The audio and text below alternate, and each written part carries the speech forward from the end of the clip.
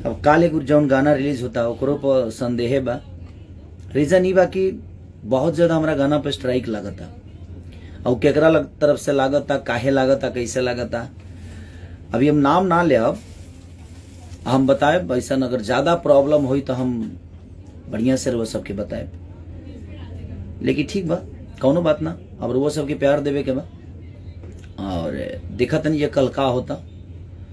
अगर गाना बंद भइल तो वो लोग जान जब कि केकर काम हो, ये वो लोग जानता नहीं, करीब करीब कुछ लोग तो जानते बा। तब सब लोगों की इंसाफ करे के बा कि अभी भोजपुरी समाज के साथे गलत होता।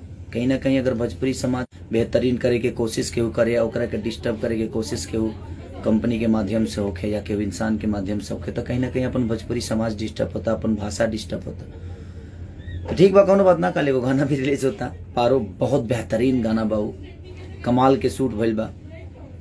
और तो ऐसे ही प्यार आप आशीर्वाद आप सब देते रहिए, चीजें तो होती रहेगी। और जो आगे रहता है, आप लोगों ने जिसको बड़ा किया है, हम आपके प्यार से बड़े हुए हैं, तो जब कोई बड़ा होता है तो चीजें भी आती है, प्रॉब्लम भी उसी को होता है। आप लोगों ने इतना प्यार ही दे दिया है कि प्रॉब्लम जीवन में आती ही रहेगी।